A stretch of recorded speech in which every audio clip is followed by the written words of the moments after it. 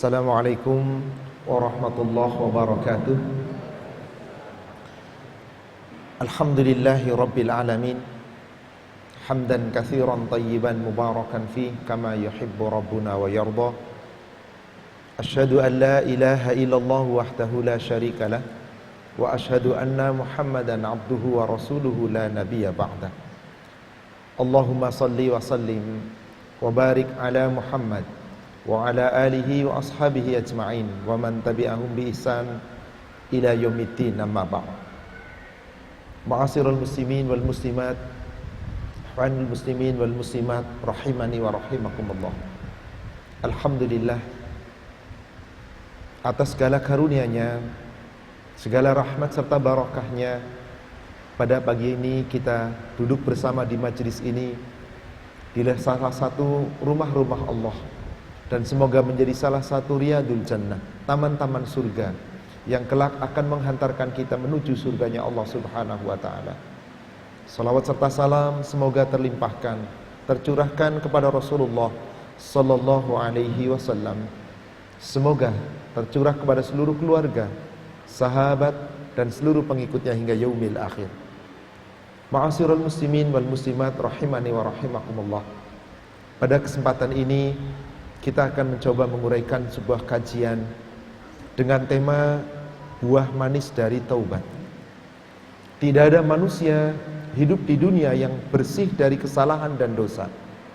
Tidak ada manusia yang telah tahu apakah dia telah masuk surga, akan masuk surga atau tidak, diampuni atau tidak, kecuali hamba-hamba pilihan Allah.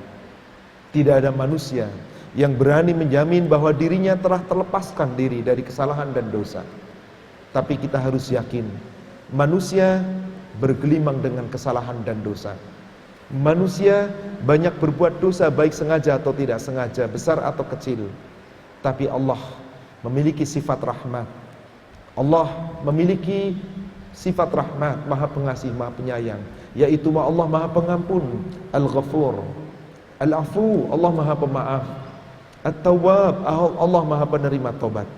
Sepanjang kita mau kembali kepada Allah, bertobat kepada Allah, membersihkan diri atas kesalahan dan dosa kita, insya Allah, Allah akan mengampuni dan Allah akan memaafkan kita, serta semoga Allah akan memasukkan kita ke dalam surga. Maka mari kita akan coba kaji pada hari ini tentang buah manis dari taubat. Apa buah manis dari orang-orang yang bertobat? Tentu syaratnya tobatnya diterima oleh Allah. Apa syarat kita agar tobat kita diterima oleh Allah? Lalu tentu ketika ada buah manis, ada buah manis, ada buah pahit. Apa resiko orang yang tidak mau bertobat? Bagaimana resikonya baik dalam kehidupan dunia maupun di akhirat nanti? Tentu ada sesuatu yang baik, ada pula yang buruk. Ada sesuatu ampunan, ada sesuatu yang ditolak ampunannya. Semua tergantung daripada kasih sayang Allah. Tapi itu semua akan kita raih melalui usaha kita.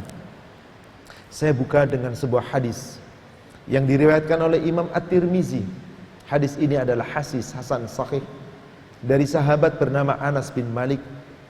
Qala Rasulullah sallallahu alaihi wasallam, kullu bani Adam khatta'un wa khairul khatta'in at-tawwabun. Sesungguhnya setiap manusia anak cucu Adam, setiap manusia, Allah mengatakan ini melalui Rasulnya bahwa kullu bani Adam, seluruh anak manusia, anak cucu Adam, khatta'un, banyak berbuat salah, banyak berbuat dosa, banyak bergelimang dengan kesalahan dan dosa-dosa. Wa khairul khatta'in at-tawwabun, tetapi sebaik-baik orang yang banyak berbuat kesalahan dan berbuat dosa adalah yang paling banyak bertobat. Afwan, Bapak Ibu jamaah sekalian, adakah di antara kita yang hadir berani mengatakan aku gak punya dosa? Adakah di antara kita berani mengatakan dosaku sedikit? Adakah yang berani mengatakan bahwa aku telah bersih dari salah dan dosa? Bahkan Rasulullah sallallahu alaihi wasallam yang beliau telah mahsum, telah dijamin diampuni kesalahan dan dosanya, baik yang telah lalu maupun yang akan datang. Beliau tetap memperbanyak istighfar, beliau tetap memperbanyak mohon ampun, beliau tetap menyatakan dirinya kepada Allah bahwa dirinya adalah orang yang banyak berbuat salah. tetapi beliau selalu memohon ampun kepada Allah dan yakin Allah pasti akan mengampuninya. Tapi kita tidak boleh yakin bahwa aku sudah dapat ampunan. Kita hanya berharap, kita roja mengharap kepada Allah agar Allah mengampuni kita.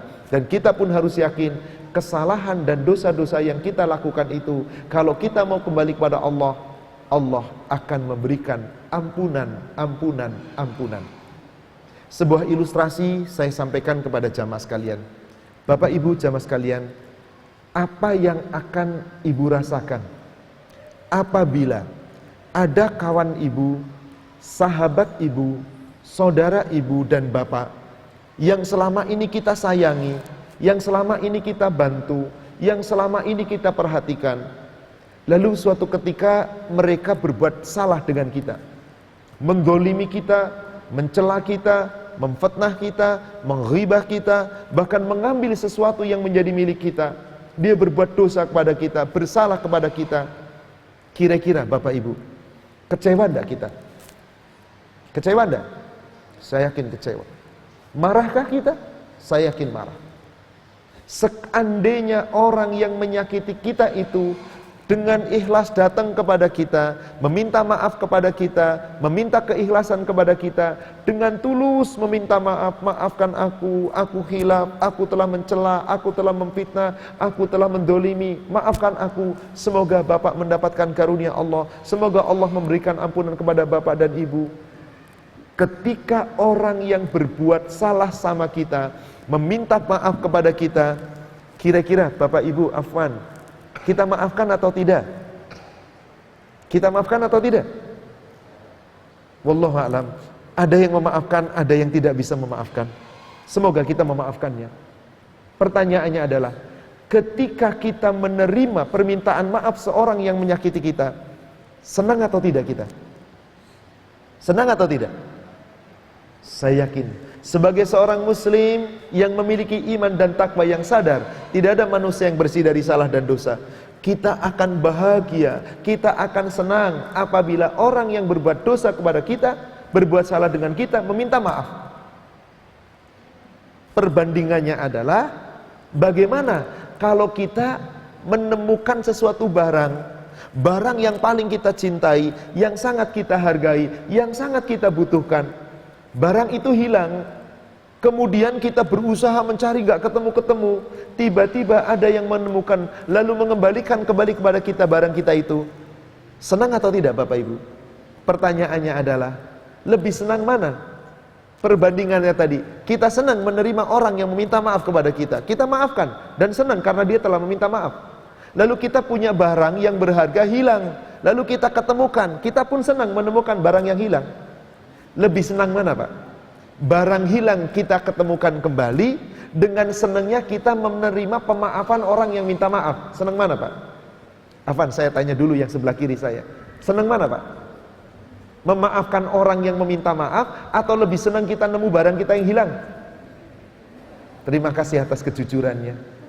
Nemuin barang yang hilang jauh lebih senang. Yang sebelah kanan saya gimana Pak? Menemukan barang yang hilang. Ibu-ibu lebih senang mana? Memaafkan orang yang telah meminta maaf, atau nemu barang yang hilang? Kalau ada yang berani menjawab, oh saya lebih senang memaafkan orang yang datang minta maaf. Maaf, saya ragu betul atau tidak sesuai dengan hati, atau cuma di lisan. Jangan-jangan supaya dianggap lebih baik. Secara umum manusia pasti akan mengatakan, aku lebih senang dengan barang yang hilang milikku, yang aku ketemukan kembali. Bagaimana dengan Allah Rabb kita? Bagaimana dengan Rabb kita? Sebuah hadis yang diriwayatkan oleh Imam Bukhari dan Muslim dari Abu Hurairah, Allahu asyaddu fariha bitaubati ahadim minkum min ahadim minkum.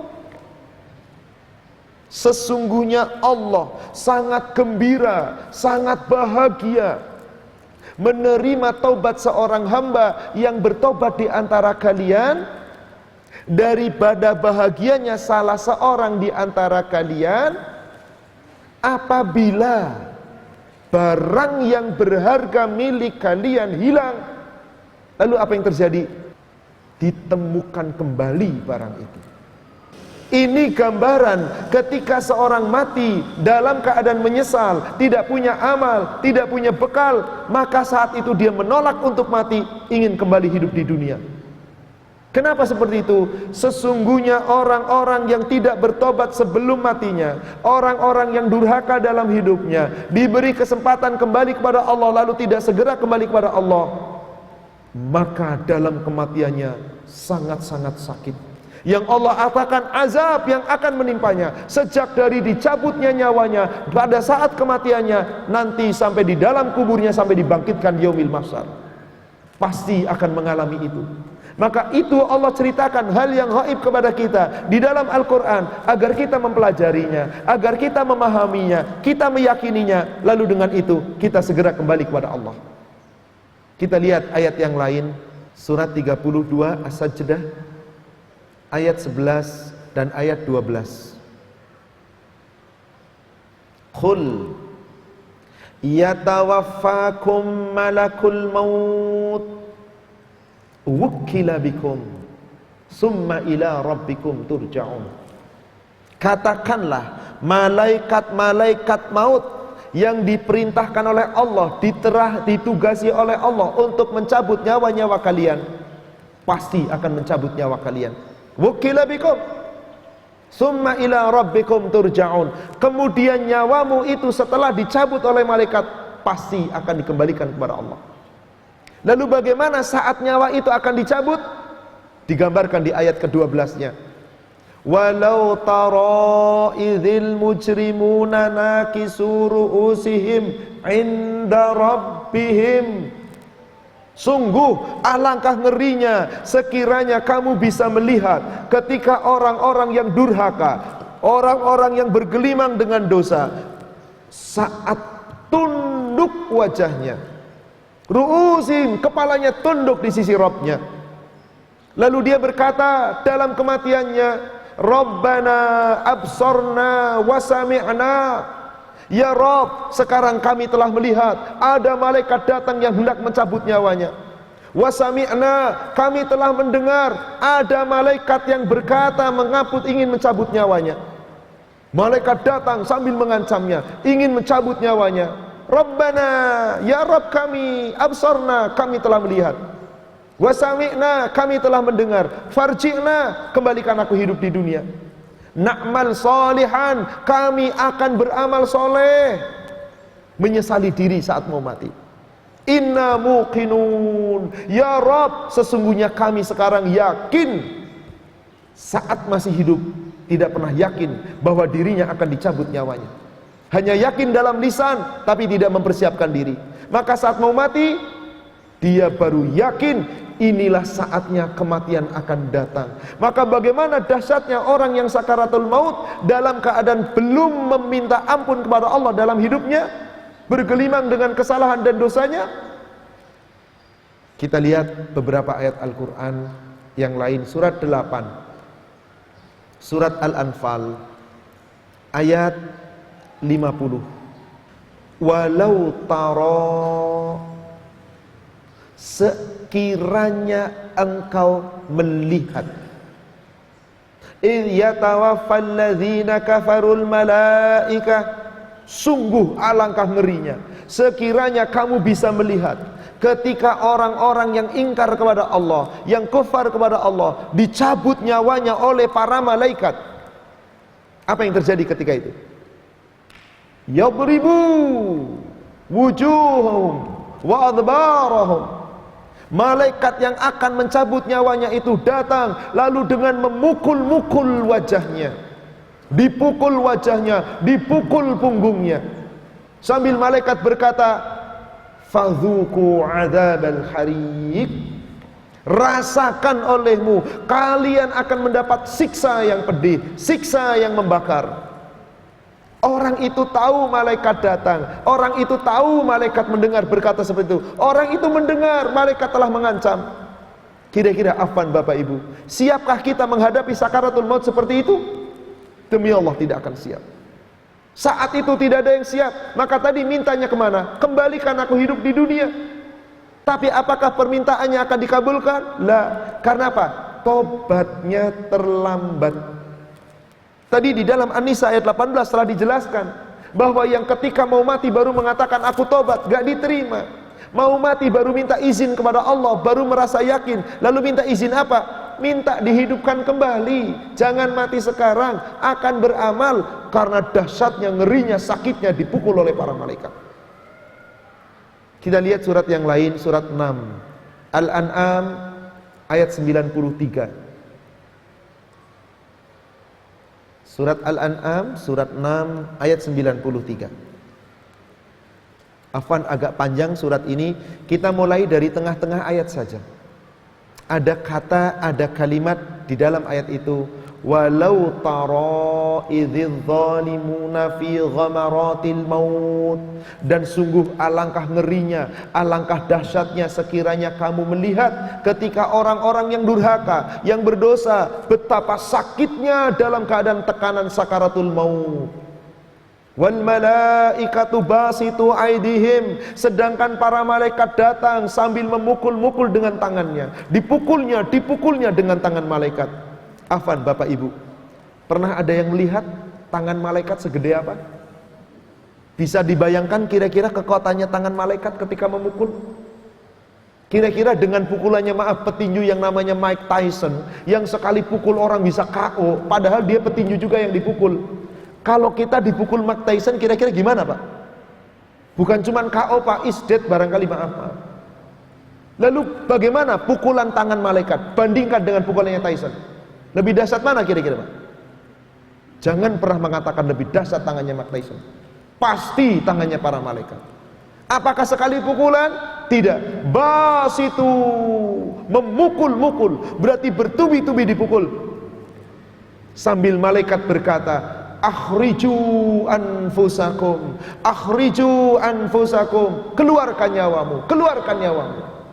Kenapa sampai dipukul bertubi-tubi? Sebab orang yang mau mati belum siap, dan dia nggak mau mati, dipertahankan rohnya. Mampukah dia mempertahankan rohnya? Sementara malaikat memukulnya, mencabut dengan paksa. Akhriju anfusakum, keluarkan nyawamu, keluarkan nyawamu. Apa yang terjadi? Ketika Allah tidak izinkan dia ditunda kematiannya, maka kematian pasti akan tiba.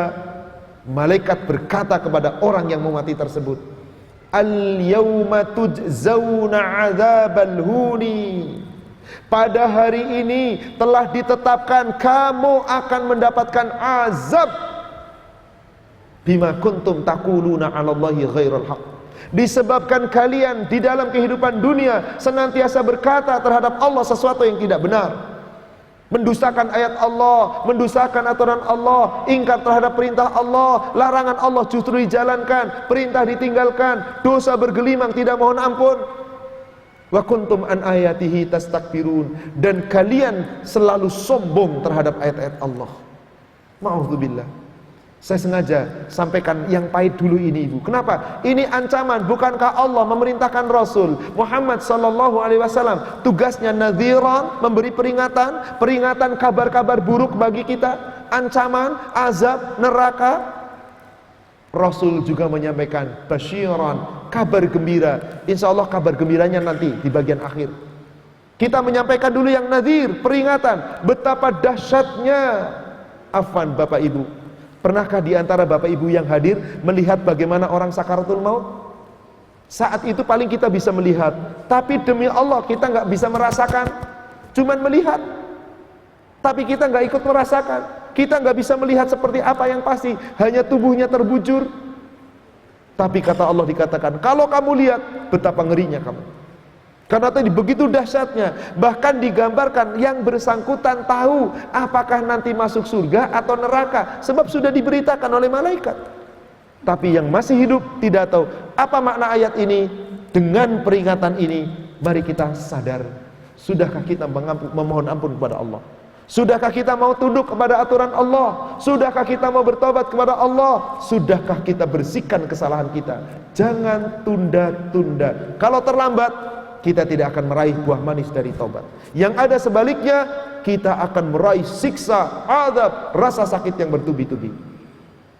Saya tunjukkan kembali sebuah rangkaian ayat Al-Quran yang menceritakan tentang dahsyatnya sakaratul maut, dan dikatakan, difirmankan oleh Allah dalam ayat ini, satu-satunya rasa sakit yang gak mungkin bisa disembuhkan adalah sakitnya sakaratul maut. Sakit yang paling sakit di muka bumi masih ada kemungkinan sembuh kalau Allah izinkan sembuh, tapi sakaratul maut tidak. Kalau Allah sudah tetapkan kematian, tidak bisa ditunda, tidak bisa dipercepat, tidak bisa ditangguhkan, karena Allah sudah tetapkan kapan kematian itu tiba. Hanya kita tidak ada yang tahu. Karena Allah tidak memberitahukan kepada kita, mari segera kita kembali bertobat kepada Allah, jangan menunda-nunda. Kenapa? Karena waktu kita sudah ditetapkan, yang kita tidak tahu, tidak bisa dimajukan, tidak bisa dimundurkan. Silakan kita lihat surat Al-A'raf, surat 7 ayat ke-34. Walikulli ummatin ajal, fa idza jaa ajaluhum la yastakhiruna sa'ah wa la yastaqdimun. Tiap-tiap umat manusia sudah ditetapkan oleh Allah ajalnya, batas waktu kematiannya. Wa idza jaa ajaluhum, dan apabila ajal tiap manusia itu sudah Allah tetapkan dan telah datang ajal itu kepada mereka, la yastakhiruna sa'ah, tidak bisa dimundurkan walaupun sesaat, wala yastaqdimun, tidak bisa dimajukan. Artinya kematian pasti tiba, tapi kita tidak ada yang tahu. Oleh karena kita tidak ada yang tahu, jangan pernah kita berkata, nanti saja tobatnya kalau umur saya sudah 40 tahun, nanti saja kalau sudah pensiun, nanti saja kalau saya sudah senang hidup di dunia, nanti saja kalau anak saya sudah pada lulus, nanti saja. Jangan, sebab kata-kata nanti saja menjebak kita, padahal kita nggak tahu apakah yang kita rencanakan nanti kita sampai ke sana. Bagaimana sekiranya kita belum bertobat, Allah ambil nyawa kita, Allah cabut diri kita, na'udzubillah. Maka berbahagialah orang-orang yang masih diberi kesempatan hidup lalu tidak menyia-nyiakan waktunya. Untuk apa? Kembali kepada Allah, kembali kepada aturan Allah, bertobat atas kesalahannya kepada Allah. Semoga Allah akan ampuni. Saya tunjukkan kembali beberapa ayat berkaitan dengan dahsyatnya sakaratul maut, yang Allah katakan gak bisa dimandukan, gak bisa dimundurkan, melainkan telah ditetapkan, pasti, gak bisa berubah sedikit pun. Surat Al-Qiyamah, surat 75,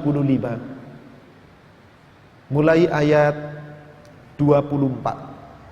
Surat 75 mulai ayat 24. Wa wujuhun yawma idzin basirah tadhunnu ayyuf'ala biha faqirah.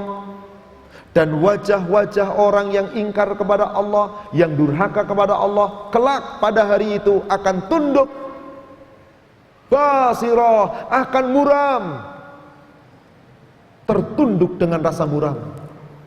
Tadhunnu ayyuf'ala biha faqirah. Mereka ketika itu yakin, sadar seyakin-yakinnya, inilah saatnya akan ditimpa kesengsaraan, ditimpa malapetaka, ditimpa azab faqirah yang bertubi-tubi. Kefakiran yang terus menerus, yang kesengsaraan itu tidak pernah akan berhenti.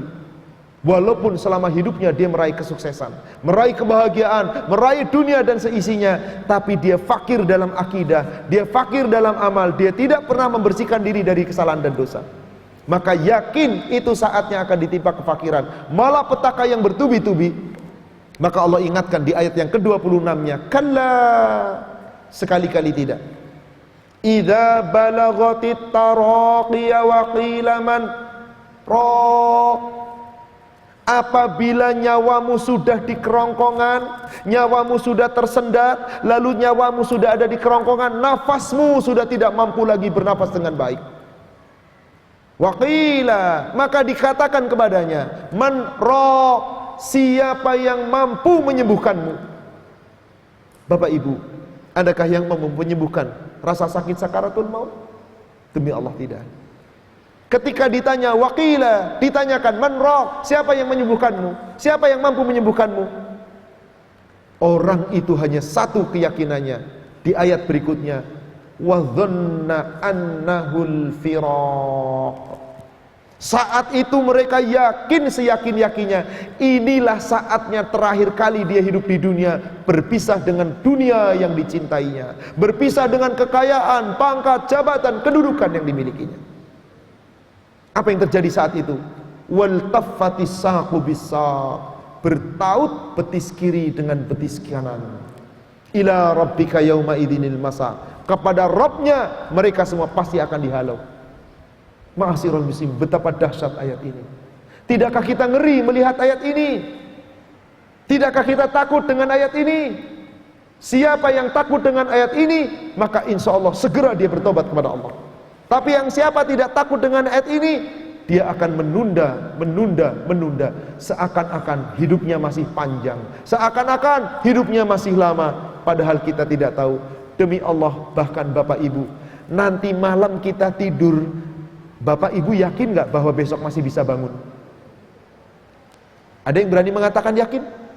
Saya tidak berani.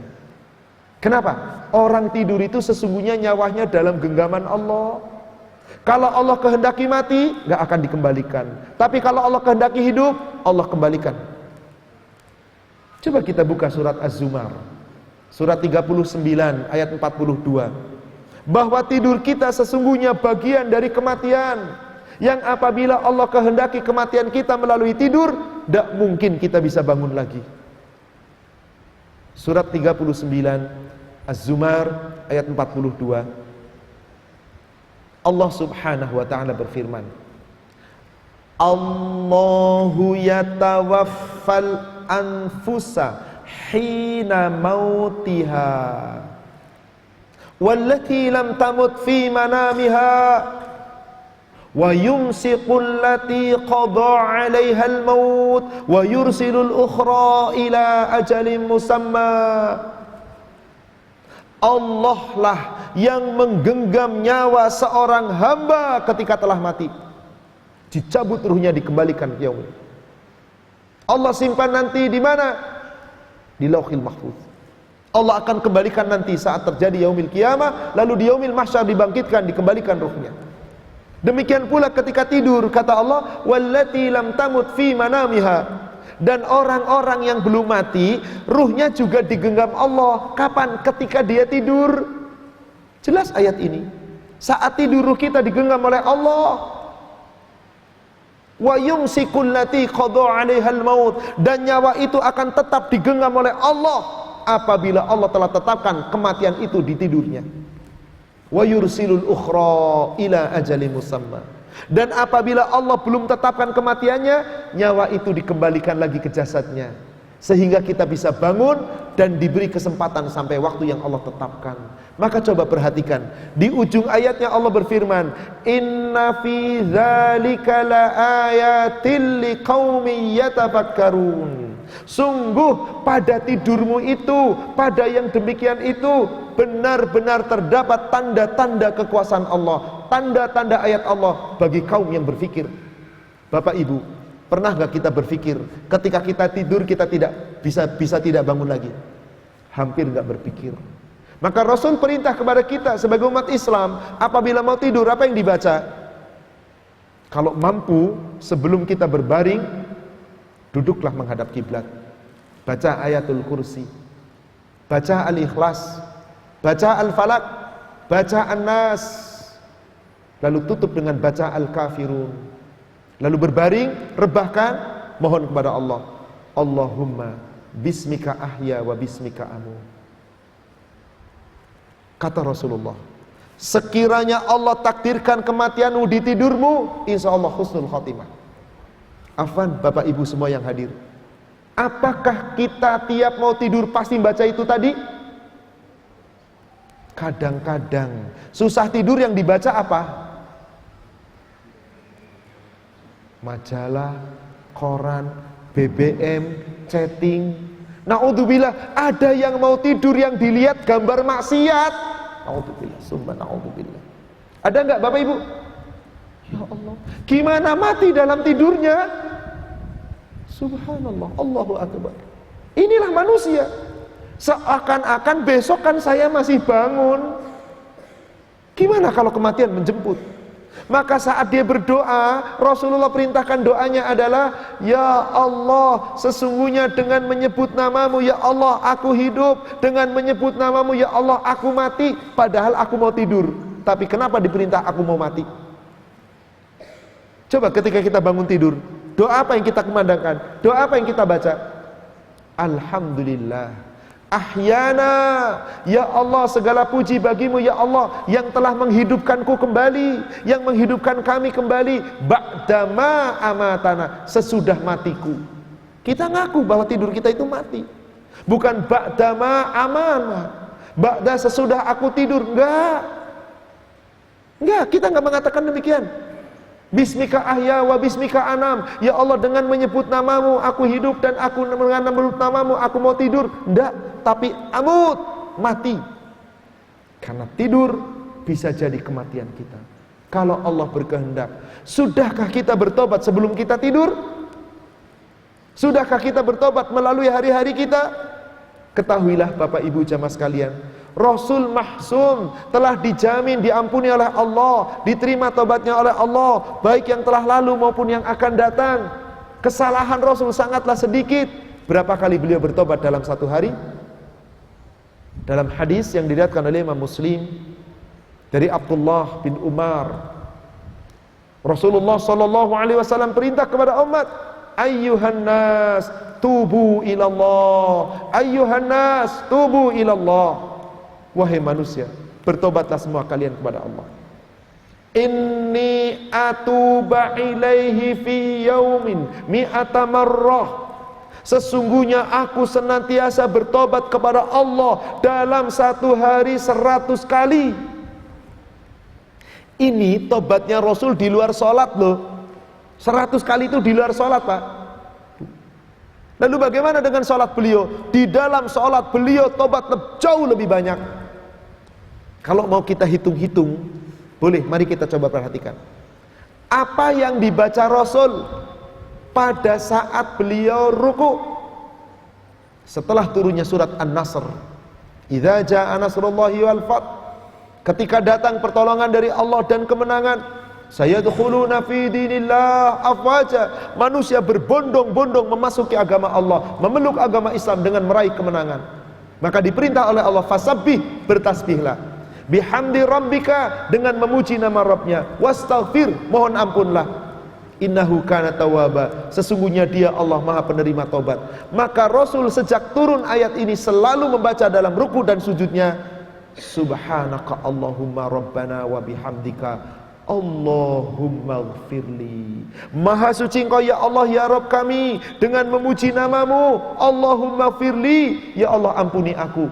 Ini minimal beliau baca 3 kali dalam ruku, sujudnya 3 kali, sujud lagi 3 kali, sudah berapa kali? 9. Lalu duduk antara 2 sujud, Rabbighfirli warhamni wahdini wa'afini warzuqni. Ada pula dengan kalimat yang lain, Rabbi firli warhamni wahdini wajburni wa'afini wa'fu anni. Mohon ampun lagi. 10 minimal dalam 1 rakaat. Berapa rakaat Rasulullah salat wajib dalam sehari? Sama enggak dengan kita? 17 kali. 17 kali 10, Allahu Akbar. Itu melalui wajibnya. Lalu bagaimana sunnahnya Rasulullah? Tahajud beliau 11 dengan witir, duha beliau 4, belum salat-salat yang lain. Beliau betapa banyak mohon ampun, padahal sudah diampuni oleh Allah, dijamin meraih ampunan, dijamin meraih surga, tapi beliau memperbanyak ampunan. Afwan Bapak Ibu, bagaimana dengan kita? Adakah di antara Bapak Ibu yang telah menjamin bahwa dapat ampunan? Maaf kalau ngomong ada terlalu GR. Jangan mengatakan demikian. Tapi kita harus yakin kalau kita bertobat, Allah ampuni. Maka harusnya lebih banyak mana kita bertobat dengan Rasul? Harusnya kita, tapi kita tidak mampu.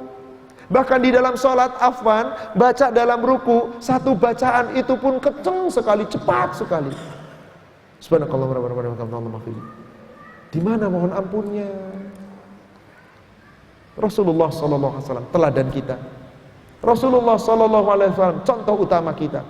Maka Rasulullah senantiasa memperbanyak mohon ampun. Mari Bapak Ibu, contoh perbanyaklah mohon ampun agar kita meraih ampunan Allah Subhanahu wa taala, agar kita mendapat ampunan Allah Subhanahu wa taala. Oleh karena itu, jangan terlambat kita bertobat. Jangan pernah terlambat kita bertobat. Kapan kita bertobat? Segera. Lalu apa jaminannya? Tadi dikatakan ada buah pahit, dapat laknat, dapat azab, dapat kematian solid dan seterusnya. Lalu bagaimana kalau kita segera bertobat? Dan kita betul-betul bertobat dengan benar. Jaminan Allah, Allah akan mengampuni dosa kita. Allah memberikan nikmat kepada kita. Berapa dosa yang akan diampuni? Saya buatkan ilustrasi. Afwan, Bapak Ibu bergaul dengan seseorang, orang yang selama ini kita sayangi, kita bantu, kita kasihi, kita bersama-sama dengan mereka, lalu berbuat salah. Katakanlah kesalahan yang sama diulang-ulang sampai 10 kali. Datang minta maaf sekali, padahal perbuatan salahnya 10 kali. Datang minta maaf sekali, 2 kali, 2 item kesalahan diminta. Lalu yang 8 gak pernah minta maaf. Kira-kira berapa yang dimaafkan? Berapa Bapak Ibu? 2, betul Pak. Terima kasih atas kejujurannya Pak. Bagaimana? Kenapa nggak 10-10-nya? Kan baru 2 yang dimintai maaf. Yang 8 kan belum minta maaf. Tunggu dulu dong, saya maafin kalau dia minta maaf. Manusia Pak. Manusiawi betul. Bahkan ada yang berani mengatakan, oh nggak segampang itu maaf. Nggak segampang itu meminta maaf, ada syarat-syaratnya. Subhanallah. Manusia begitu kikir ketika memaafkan. Bahkan manusia begitu berat ketika meminta maaf. Padahal Allah Subhanahu wa taala memberikan jaminan melalui Nuh Rasulullah sallallahu alaihi wasallam dalam hadis yang diriwayatkan oleh Imam Muslim. Apa kata Rasulullah sallallahu alaihi wasallam dari Abu Hurairah?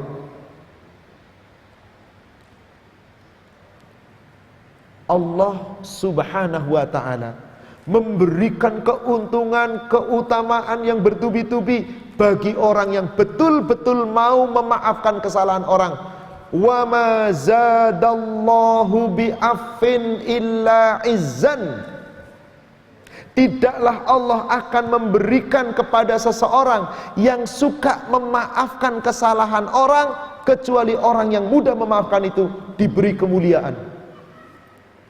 Bayangkan Pak, jaminannya apa? Yang suka memaafkan, kemuliaan dari siapa? Bukan dari manusia, tapi dari Allah. Wa ma tawaddu'a ahadun ilallah illa rafa'ahu Allah Ta'ala. Dan tidaklah salah seorang di antara kalian yang merendahkan diri karena Allah. Dia lebih baik meminta maaf walaupun belum diperintah, lebih baik minta maaf dulu, atau maafkan walaupun dia belum telah meminta maaf. Dan rendahlah diri kita di hadapan manusia karena Allah semata-mata. Rendah hati, rendah diri di hadapan Allah, rendah hati di hadapan manusia. Illa rafa'ahullahu ta'ala, melainkan Allah akan tinggikan derajatnya. Bayangkan Bapak Ibu, Allah muliakan kita, Allah ampuni kita, Allah tinggikan kita kalau kita suka memaafkan dan kita gampang meminta maaf dan tidak mendendam. Tapi berat apa berat Bapak Ibu? Super berat saya rasa. Itulah manusia, karena kalau minta maaf baru sekali maaf, yaitu yang dimaafkan. Lalu bagaimana dengan Allah? Pernahkah di antara Bapak Ibu yang hadir, saya pun yang berkata ini belum pernah Bapak Ibu, dan saya mengatakan saya nggak mampu. Silahkan nanti besok Pak, bangun menjelang subuh, Bapak bangun jam 2 kah, jam 3, jam 4, bangun pokoknya sejak bangun sampai nanti tidur kembali, tolong Bapak ambil buku, Ibu ambil buku, catat berapa kesalahan yang dilakukan dalam sehari semalam itu. Kira-kira sanggup apa enggak? Saya berani bersumpah Pak, demi Allah enggak sanggup. Kenapa? Kesalahan dan dosa itu bukan hanya lewat perbuatan, salah melalui pandangan mata, dosa melalui telinga, dosa melalui bibir, dosa melalui lidah, dosa melalui langkah kaki, perbuatan tangan, hati, akal pikiran. Subhanallah. Silahkan kalau Anda bisa menghitung. Tidak mungkin. Karena Rasul sudah mengatakan kullu bani Adam khata'. Tiap manusia banyak salahnya, gak bisa dihitung-hitung kesalahannya. Lalu bagaimana ketika kita hendak bertobat kepada Allah? Apakah kita rinci satu-satu salah kita? Ya Allah, kemarin saya begini-begini, tadi jam sekian begini. Apakah harus begitu? Sulit rasanya, tiap hari habis waktu kita untuk tobat. Betul apa betul Bapak Ibu? Bagaimana tobat kita? Ungkapan tobat kita yang bisa mewakili kesalahan dan dosa kita, sebanyak apapun Allah jamin diampuni.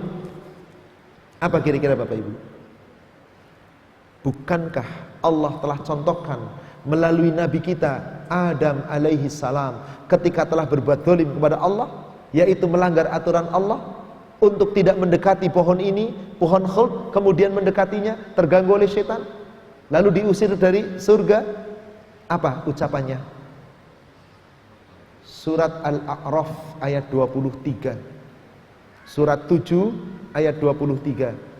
Rabbana zalamna anfusana wa illam taghfir lana wa tarhamna lanakunanna minal khasirin. Rabbana, ya Rabb kami, zalamna, kami telah mendolimi diri kami sendiri, anfusana, diri kami telah banyak berbuat dolim ya Rabb kami. Wa illam taghfir lana, seandainya engkau tidak mengampuni kami ya Allah, lanakunanna minal khasirin, sungguh tentulah kami termasuk orang-orang yang rugi.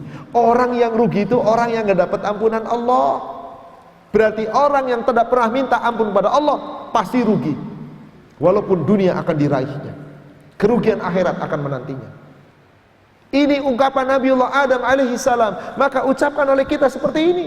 Tidak perlu merinci dosa kita, tadi, kemarin, yang 1 jam lalu, semenit yang lalu. Sulit. Akui kedoliman kita, dosa-dosa kita. Ini baru ungkapannya, yaitu bukti penyesalan diri kita. Maka kalau ada orang yang mau mati sementara dalam hidupnya belum pernah berinfak, gak memperbaiki diri, gak beramal, tidak ada kebaikannya, pasti dia akan berkata, fayaqula rabbi laula akhartani ila ajalin qarib. Ya Rabbku, tundalah kematianku, jangan kau matikan aku sekarang ya Allah, beri kesempatan aku hidup sebentar saja ya Allah. Fa'as-saddaqo, saya nanti mau bersodaqoh, wa akum minas salihin, saya akan jadi orang yang soleh, nanti saya bertobat, saya memperbaiki diri.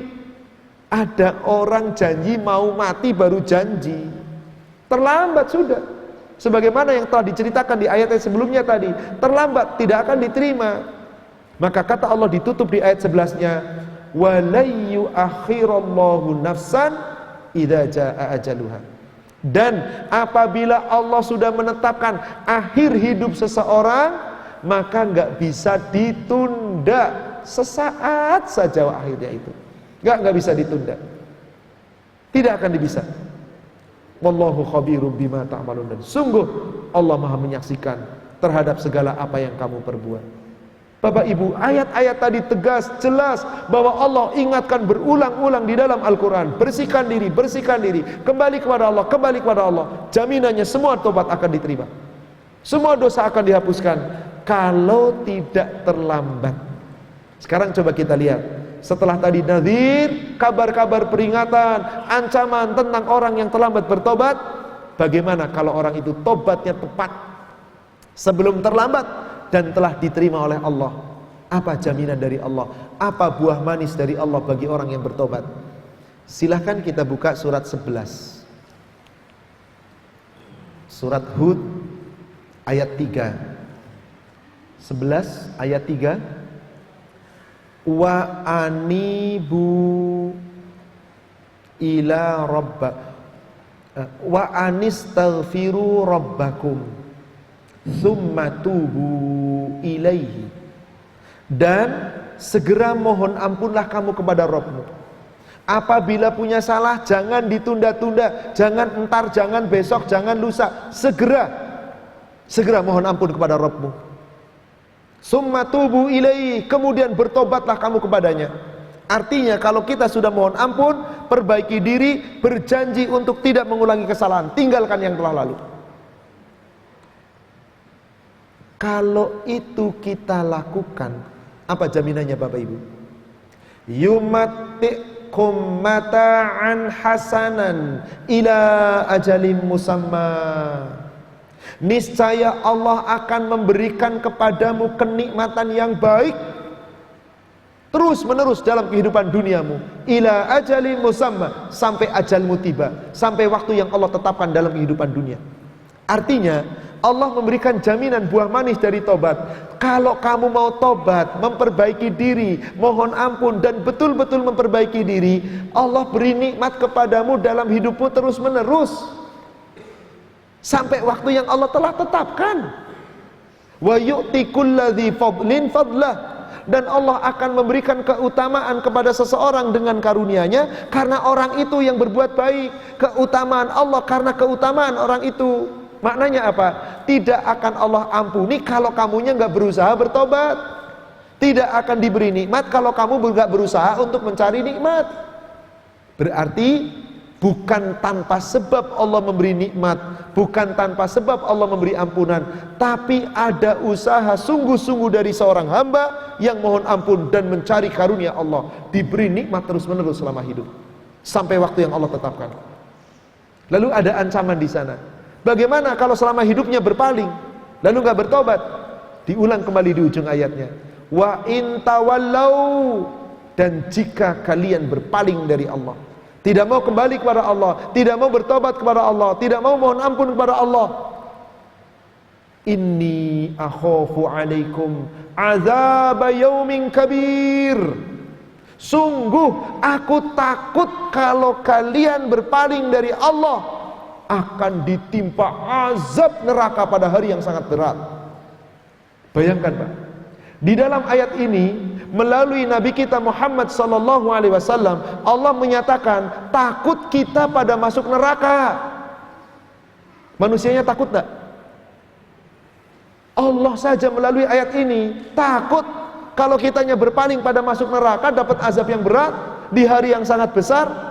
Kenapa kok manusia banyak gak takut? Na'udzubillah, summa na'udzubillah. Kenapa? Manusia belum pernah membayangkan kematian akan datang. Bahkan kadang dia hadir dalam kematian, hadir menguburkan jenazah, dia hanya berlinang air mata saat itu. Sesudah pulang kembali ke rumah dia lupa. Bahkan na'udzubillah, ada pula yang menguburkan jenazah, lagi dikuburkan masih bercanda di belakang. Ini manusia, dia tidak ingat kematian, sehingga dia lupa akan dirinya berbuat salah dan dosa, berbuat kemaksiatan. Kenapa? Mengikuti hawa nafsu. Tahukah Bapak Ibu, ada orang-orang yang senantiasa mengikuti hawa nafsu? Orang yang seperti itu adalah orang yang paling sesat, tapi orang itu tidak merasa dirinya sesat. Coba kita lihat surat 45. Orang yang bergelimang dengan kesalahan, bergelimang dengan dosa, ditegur gak sadar, gak mau kembali kepada Allah, sesungguhnya orang yang selalu mengikuti hawa nafsu. Surat Al-Jasiyah ayat 23.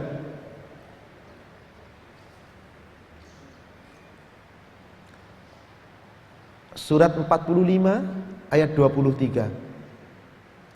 Afaro'aitamanit takhadha ilahahu hawahu fa'adallallahu ala ilmin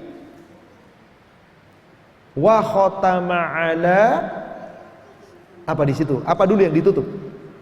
Sam'ihim, lalu wa absari wa qulubihim, lalu wa ja'ala ala absarihim ghishawah. Bayangkan, pernahkah kamu melihat, pernahkah kamu memperhatikan orang-orang yang menjadikan hawa nafsu sebagai Tuhannya? Bapak Ibu, dalam kehidupan dunia harusnya yang kita taati siapa? Allah, Rabb kita, Tuhan kita. Yang kita ikuti aturannya siapa? Allah, Rabb kita. Yang kita harus tunduk kepada segala ketetapannya siapa? Perintahnya, larangannya harus kita ikuti siapa? Allah. Ternyata ada orang hidup di dunia yang diikuti yang penting gue. Dia ikut hawa nafsu. Gak sholat, Allah yang penting baik sama orang. Nggak puasa, yang penting saya nggak nyakiti orang. Nggak mau sedekah, nggak mau zakat, yang penting saya nggak nyuri, duit-duit sendiri. Selalu merasa dirinya benar. Ini ciri orang yang merasa benar, nggak ngaku salah, suruh tobat nggak mau. Kenapa? Hawa nafsu jadi Tuhan. Selalu diikuti, ditaati. Maka orang yang seperti itu ditutup oleh Allah, bahkan Allah biarkan dia sesat sepengetahuan ilmu Allah. Bapak Ibu, sebuah ilustrasi. Kalau Bapak Ibu seorang pengajar, guru, ada murid salah, dibiarkan atau ditegur? Maaf, dibiarkan atau ditegur? Ketika Bapak negur berulang-ulang, Ibu negur bolak-balik, bahkan kadang-kadang kata-katanya keras, kadang-kadang maaf dengan pukulan, dengan sentilan yang mendidik. Kira-kira ini tanda guru yang sayang sama murid atau guru yang benci sama murid? Sayang, betul Pak. Kalau murid itu sudah bolak-balik berbuat salah, ditegur nggak mempan, disentil nggak mempan, disentrap nggak mempan, dihukum nggak mempan, tetap, kira-kira gimana? Diperingatkan lagi apa enggak? Kayak dia, udah terserah, udah ibu maafin, terserah kamu lah. Begitu enggak kira-kira? Saat itu tanda kita sebel atau sayang? Ketika ada manusia terus-menerus mengikuti hawa nafsu, lalu dia merasa dirinya benar, dia tidak merasa salah, tidak merasa berdosa, bahkan sulit untuk diperingatkan, selalu mengikuti dirinya. Orang itu menuhankan hawa nafsu, tidak menuhankan Allah, dibiarkan sesat oleh Allah. Terserah Anda. Kalau sudah begitu gimana Pak? Dibiarkan oleh Allah sesat, nggak lagi ditegur dengan ujian, biarkan, terserah Anda seperti apa. Maka kalau ada orang seperti itu, ditutup pendengarannya, ditutup hatinya. Allah jadikan atas pandangannya ada tutupan, Allah jadikan pendengarannya ada tutupan. Maka orang yang seperti ini sudah sesat. Kalau sudah disesatkan Allah, dibiarkan Allah, lalu siapa yang bisa memberi petunjuk? Wa may yahdihi min ba'dillah. Siapa yang mampu memberikan petunjuk kepada orang itu selain daripada Allah? Karena orang itu gak mau mencari hidayah, gak bakal diberi hidayah. Maka ibu bapak, kalau ada orang bergelimang dengan dosa, gak mau tobat tapi terus-terusan berbuat, Allah biarkan. Ya wis, kata orang Jawa begini, ya wis karepmu dewe.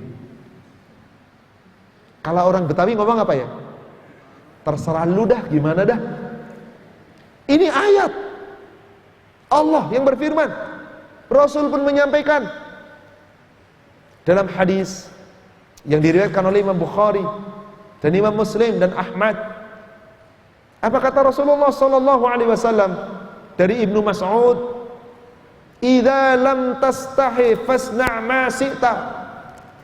Apabila kamu tidak lagi punya rasa malu, berbuatlah sesuka hatimu.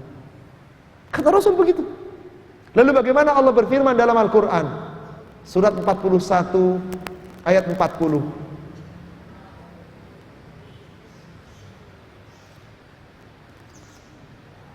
Surat 41 Fussilat ayat 40.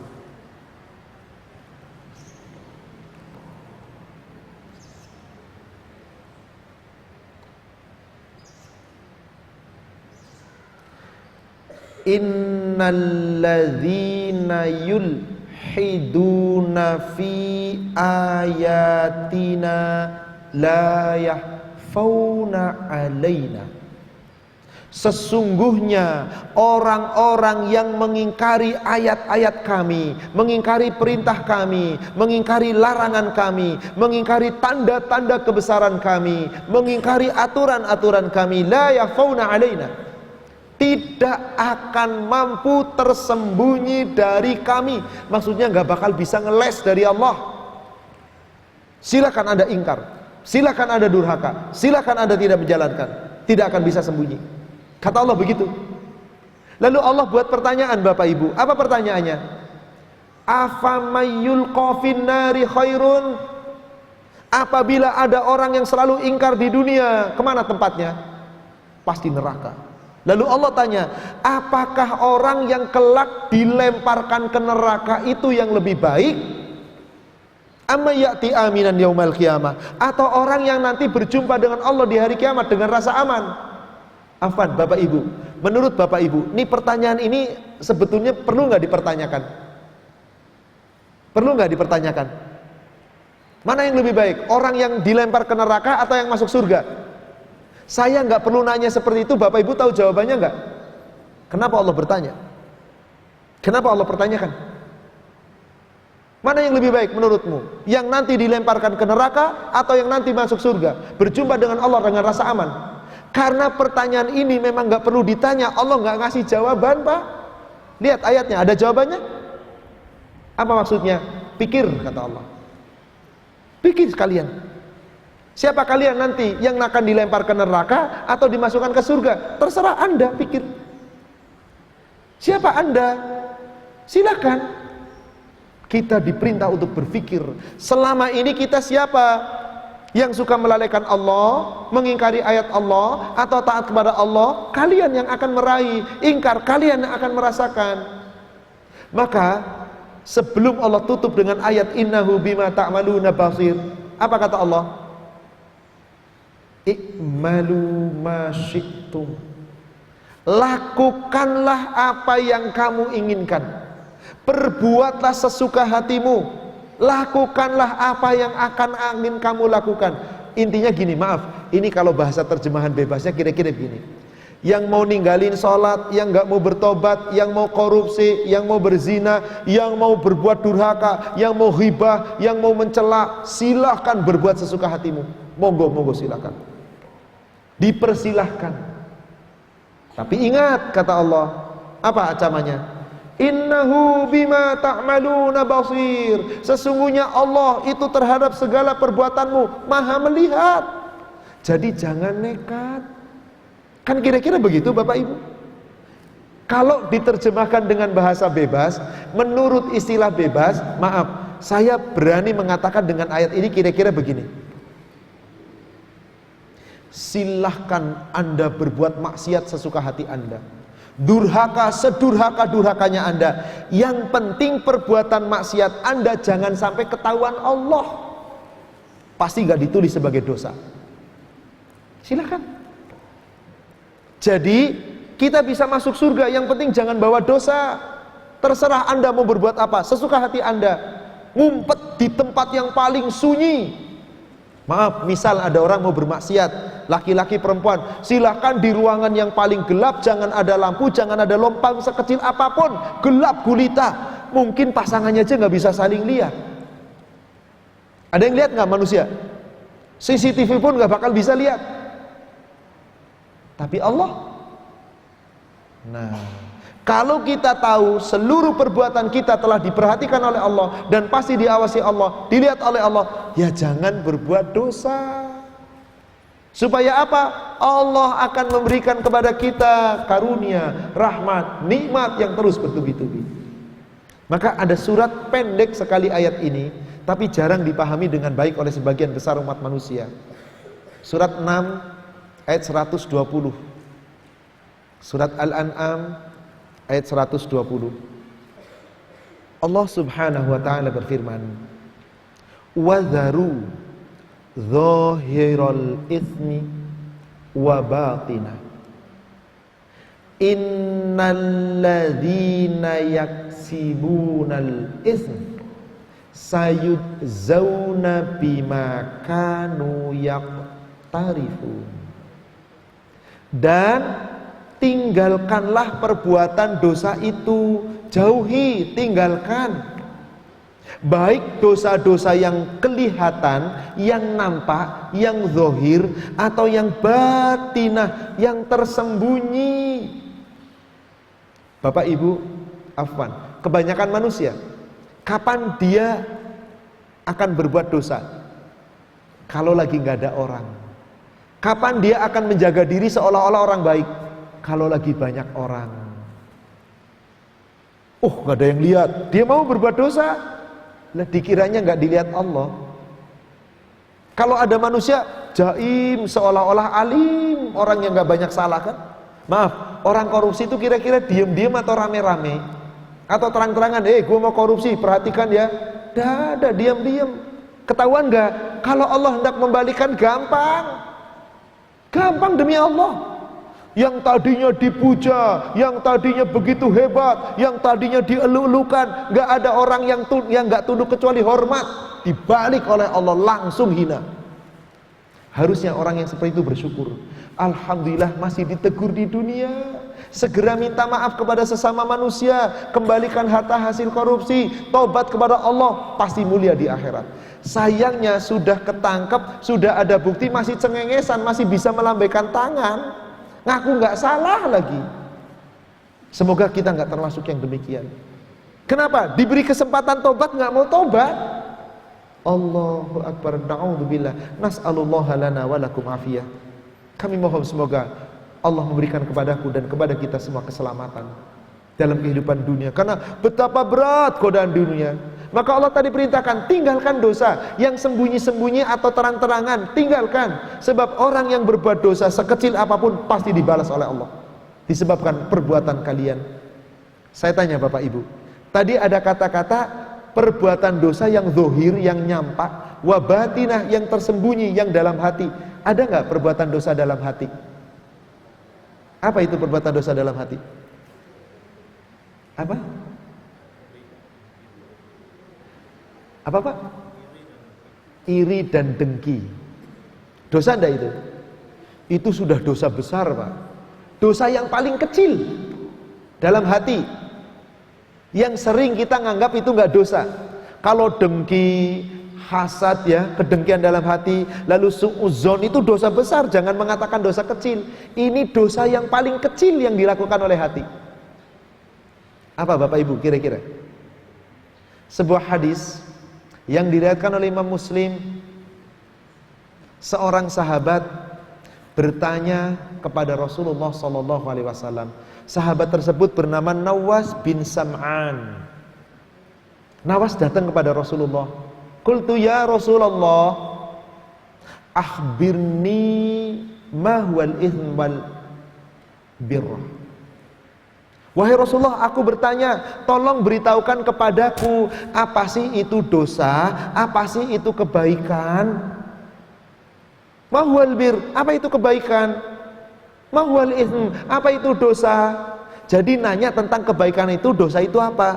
Qal, Rasulullah menjawab, al-birru husnul khuluq. Kebaikan itu adalah akhlak yang baik. Singkat jawabannya tapi padat. Akhlak siapa? Gawat kalau akhlak itu menurut manusia. Orang bule, orang Eropa ketika renang pakai pakaian kemana-mana, itu akhlak baik. Coba ibu di tengah orang lagi renang pakai pakaian minim, ibu pakai jilbab rapat renang, mana yang akhlaknya buruk? Renang kok kayak gitu pakaiannya. Justru yang benar akan disalahkan kan? Benar gak? Akhlak menurut siapa? Menurut Allah dong. Siapa yang akhlaknya paling baik? Surat 68 ayat 4. Surat Al-Qalam ayat 4. Wa innaka la'ala khuluqil azim. Dan sungguh engkau wahai Muhammad benar-benar memiliki akhlak yang agung, budi pekerti yang paling mulia, yang paling besar. Siapa yang akhlaknya paling baik? Rasul. Kalau begitu apa itu albir? Akhlak yang baik. Orang yang mulia adalah orang yang akhlaknya mencontoh akhlak Rasul. Lalu ketika Rasul ditanya, Aisyah ditanya oleh para sahabat, akhlak Rasul itu apa ya Ummul Mukminin? Akhlak Rasul itu Quran. Apa artinya kalau gitu? Kebaikan adalah setiap perbuatan seorang hamba yang selalu mengikuti ketetapan Al-Quran. Pasti baik. Mengaku baik kayak apapun, kalau keluar dari rambu-rambu Quran, jangan katakan kamu baik. Tapi kalau berdasar Al-Quran, walaupun dinilai orang buruk, pasti baik. Inilah kebaikan kata Rasulullah. Lalu apa itu al-ithmu? Apa itu dosa? Rasul mengatakan, al-ithmu ma haka ala sadrik wa karihta ayyattali'a alaihin nas. Dosa adalah sesuatu yang ada di dalam hatimu, Tetapi apa yang ada dalam hatimu itu kamu tidak ingin diketahui oleh manusia. Tuh, sekecil-kecilnya dosa. Loh, apa sih contohnya? Sederhana aja, Bu. Ibu sedang dalam perjalanan, lalu lihat ibu-ibu yang lain rambut dicat warna biru, sepatunya warna merah, lipstiknya warna hijau, tasnya warna pink. Kira-kira komentar nggak, Bu? Komentar nggak, Bu? Pasti minimal ini nih ngomong nih, norak amat itu orang, nggak matching. Hati lo yang ngomong. Hati lo yang ngomong. Ketika orang itu berpapasan, Bu, kenapa ngeliatin saya? Menurut ibu gimana dandanan saya? Apa jawaban ibu? Bagus, cocok, matching. Tuh. Yang ada dalam hati sama nggak dengan yang diucapkan? Dosa. Besar apa kecil? Kecil. Astagfirullah. Tutup langsung dengan istighfar. Kenapa? Hatimu sudah berkata lain dengan mulut. Atau yang lebih sederhana lagi, maaf, seorang suami berjanji kepada istrinya, nanti minggu pagi kita liburan. Sudah 2 bulan gak pernah libur, yuk jalan-jalan sama keluarga. Coba Bu, suami yang biasanya sibuk dari Senin sampai Jumat, bahkan sampai Sabtu kerja, dijanjikan mau rekreasi, senang apa enggak Bu? Dipegang enggak janjinya suami Bu? Saat minggu pagi sudah dipersiapkan dari Sabtu, Sabtu malam masih punya rencana persiapan. Minggu ba'da subuh suami ditelepon atasan, ada tugas, tolong datang ke kantor. Pak, mana Pak? Nempati janji atau melaksanakan tugas? Dilema bagi para suami. Duh, bos, nempatin janji bos marah, nempatin perintah bos istri marah. Tapi kayaknya kebanyakan laki-laki, lah istri mau udah jadi istri sendiri inilah, bos duluan lah. Kalau udah jadi istri gampang begitu. Coba sebelum jadi istri dibela-belain. Saya yakin, ibu maaf, kalau suami ibu begitu kecewa enggak? Pasti. Wah, gondok, marah, wajar. Akhirnya si suami minta maaf setelah, istriku benar, gimana? Tapi ini kan juga untukmu, aku janji akan lain kali. Maafin ya, waduh, dipeluk, dicium, macam-macam. Si istri ngomong begini, sama-sama mas, iya saya maafin. Kata hatinya, sebel enak aja minta maaf. Coba maaf, mulutnya ngomong maaf, hatinya? Kata suami, aduh capek, tolong dong buatin kopi. Terpaksa buat kopi tuh, hatinya ngedumel terus. Tapi wajahnya dipaksa senyum. Pap, Abi, Mas, ini kopinya. Istriku sudah memaafkan nih, bener nih. Dah. Kata mulutnya, wajah dipaksa senyum, kata hatinya masih sebel. Dosa apa enggak? Jangan katakan itu bukan dosa. Dosa. Tuh sekecil-kecilnya dosa loh Pak. Hati-hati Pak. Maaf, bukan cuma wanita, sedemikian pula suami. Itu dosa. Kenapa? Lisanmu dengan hatimu beda. Coba, benar udah maafin, pasti mulutnya ngomong apa? Sudah? Tidak berani jujur. Kenapa? Hati kita nggak sesuai dengan lisan. Itu dosa Bapak Ibu. Berapa kali Anda berbuat dosa dengan hati yang seperti itu? Gak ada yang bisa ngitung. Maka perbanyak istighfar, istighfar, istighfar. Kalau kita perbanyak istighfar, kita bertobat kepada Allah dengan taubatan nasuha, dunia diberi kenikmatan, kenikmatan, kenikmatan tadi yang dijamin oleh Allah. Bagaimana nanti di akhirat? Membawa ampunan plus meraih surga. Inilah buah manis yang paling mulia dari orang yang bertobat. Kita lihat surat At-Tahrim, surat 66 ayat 8.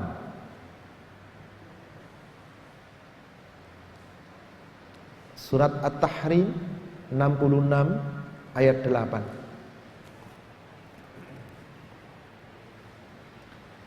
Ya ayyuhalladzina amanu Wahai orang-orang yang beriman, tubu ilallahi taubatan nasuha. Bertobatlah kamu kepada Allah dengan taubatan nasuha. Apa terjemahan nasuha di sana Bapak Ibu? Semurni-murninya. Apa sih artinya murni itu Pak? Sebetulnya kata-kata nasuha itu makna secara bahasa bukan murni. Nasuha itu asal kata dari nasaha. Nasah, menutup, mengganti. Jadi taubatan nasuha itu artinya tobat yang apabila kita sudah bertobat, tutup kesalahan kita, jangan kamu buka kembali, jangan mengulangi lagi, dan ganti dengan yang lebih baik. Tuh artinya taubatan nasuha. Artinya tobat kita betul-betul karena Allah, bukan karena terpaksa. Zakarullah, sadar atas dirinya, kesadaran yang sempurna, ingat kepada Allah itu salah, lalu mohon ampun.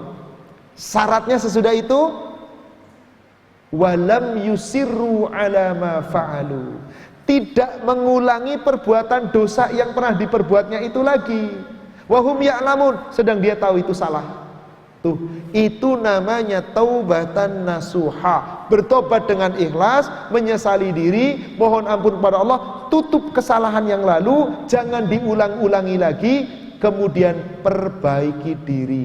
Itu namanya taubatan nasuha. Maka kalau itu kamu lakukan, Allah memberikan jaminan. Asa rabbukum ayyukaffira ankum. Semoga Allah akan mengampuni dosa-dosamu, menghapuskan segala kesalahan-kesalahanmu, wa yudkhilakum jannatin tajri min tahtihal anhar, dan akan memasukkanmu ke dalam surga yang mengalir sungai-sungai di bawahnya. Yauma la yukhzillahu an-nabiyya walladzina amanu ma'ah. Hari ketika kalian akan masuk surga, di surga itulah hari yang Allah tidak lagi mengecewakan Nabi. Allah tidak lagi mengecewakan orang-orang yang beriman bersama Nabi. Nuruhum yas'a baina aidihim wa bi aimanihim. Cahayanya terpancar di kanan mereka, di sebelah kanan mereka, dan di sebelah depan mereka dan kanan mereka. Yaqulun, mereka senantiasa berdoa, Rabbana atmim lana nurana waghfir lana. Ya Rabb kami, sempurnakanlah cahaya kami, ampunilah kami. Innaka ala kulli syai'in qadir. Sesungguhnya engkau ya Allah atas segala sesuatu maha kuasa. Allah kuasa menjebloskan kita ke dalam neraka, Allah kuasa memasukkan kita ke surga, tergantung upaya kita. Allah maha kuasa mengampuni kita, Allah kuasa pula menolak taubat kita, tergantung usaha kita. Allah kuasa menerima amal kita, menolaknya pula tergantung bagaimana kita beramal. Maka Bapak Ibu, mari jangan sia-siakan waktu kita. Hidup kita hanyalah sesaat. Jangan kita tunda-tunda untuk bertobat. Kembali kepada Allah sebelum datang azab menimpa kita, sebelum datang kematian kepada kita. Semoga Allah akan menerima tobat kita, menerima amal ibadah kita, dan semoga kita akan meraih buah manis dari tobat, yaitu ampunan, kenikmatan di dunia, ampunan dari Allah, dan kelak akan dimasukkan ke dalam surganya Allah. Semoga Allah akan menerima ampunan kita, menerima taubat kita, dan semoga kita kelak berjumpa dengan Rabb kita dalam keadaan bersih dari kesalahan dan dosa-dosa. Ya ayyatuhan nafsul mutmainnah, irji'i ila rabbiki radiyatan mardiyah, fadkhuli fi ibadi wadkhuli jannati. Wahai orang-orang yang memiliki jiwa yang tenang, yang bersih, yang telah diampuni oleh Allah, dan yang telah meraih ampunan, tentu yang selama di dunianya mengusahakannya. Kembalilah nanti kepada Rabbmu dengan keadaan Allah ridho dan kalian pun ridho. Fadkhuli fi ibadi, masuk beserta hamba-hambaku. Wadkhuli jannati, masuklah ke dalam surgaku. Kelak Allah akan mempersilahkan orang-orang yang selalu memelihara kebaikan di dunia, dipersilahkan oleh Allah masuk ke dalam surga. Semoga kita sanggup meraih surganya Allah. Amin ya rabbal alamin. Demikian Bapak Ibu sekalian, semoga apa yang diuraikan membawa manfaat dan hikmah yang benar dari Allah dan yang disampaikan melalui Rasulnya, dan semoga sanggup kita mengamalkannya dengan baik. Semoga Allah memaafkan dan mengampuni kesalahan dan dosa kita. Kita tutup dengan kafaratut ta'lim. Subhanaka Allahumma rabbana wa bihamdik asyhadu an la ilaha illa ant astaghfiruka wa atubu ilaik. Alhamdulillahi rabbil alamin billahi taufik. Assalamualaikum warahmatullahi wabarakatuh.